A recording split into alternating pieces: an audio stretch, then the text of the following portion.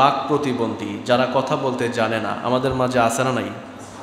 আবার কথা বলতে জানলেও তোতলামি আছে, পুরোপুরি কথা বলতে পারে না, এমন আছে না নাই?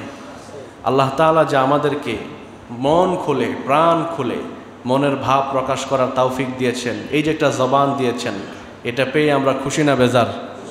অল্প না বেশি? অনেক বেশি খুশি। এই খুশিটা আমি আর আপনি বুঝবো তখন যদি কখনো আমার মুখটা বন্ধ হয়ে যায়, ঠিক কি না? আপনি যদি ব্যবসায়ী হন, আপনি ব্যবসা ঠিকমতো করতে পারবেন না, কোন পণ্যের দাম কেমন, মানুষের সাথে দামের নেগোসিয়েশন আপনি করতে পারবেন না। আপনি যদি সার্ভিস হোল্ডার হন, আপনি অফিসে কথা বলতে পারবেন না, কাস্টমারদের সাথে কথা বলতে পারবেন না, কিছুই করতে পারবেন না। দেখেন এই জবান, এটা বড় একটা জিনিস, আপনার সব আছে কিন্তু জবানটা নাই। তাইলে একটা গরু যেমন, আমিও ঠিক কাছাকাছি, গরুর কাছাকাছি হয়ে যাব। গরু যেমন কথা বলতে পারে না, মনের ভাব প্রকাশ করতে পারে না, হা হু বললে গরু বুঝে, আমাদের অবস্থা এমন হয়ে যেত।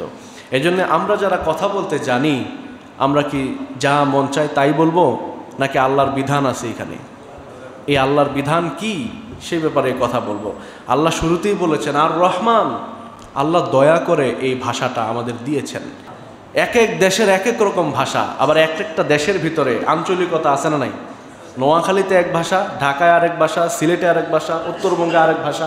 এই যে ভাষার সংমিশ্রণ, ভাষার যে বৈচিত্র্য, ভাষার যেই সৌন্দর্য, এটা আল্লাহ তাআলা আমাদেরকে উপভোগ করার তৌফিক দিয়েছেন, এই জন্য আলহামদুলিল্লাহ পড়ি। আবার আল্লাহ বলেছেন লা তুসআলুন্না ইয়াওমা ইযিন আনিন নাঈম, গোলাম তোমাদেরকে আমি যত নিয়ামত দিয়েছি, কিয়ামতের দিন এক এক করে যখন হিসাব নেওয়া হবে, তখন তোমাদের প্রত্যেকটা নিয়ামতেরও হিসাব নেওয়া হবে।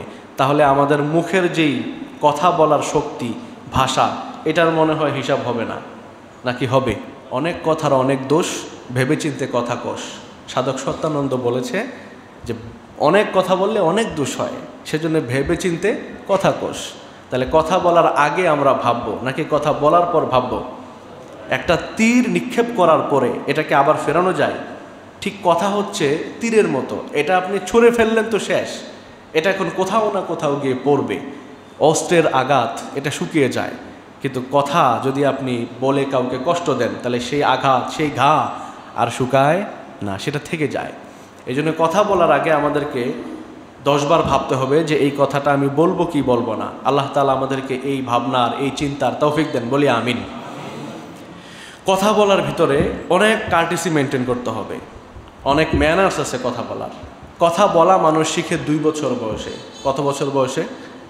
2 বছর 1.5 বছর হলেই মানুষ কথা বলা শুরু করে দেয়, কিন্তু কোন জায়গায় কোন কথা কিভাবে বলতে হবে, এই ম্যানার্স আর কার্টেসি শিখতে 40 বছরও পার হয়ে যায় অনেকের, আছে না নাই? তারপরেও শিখে না।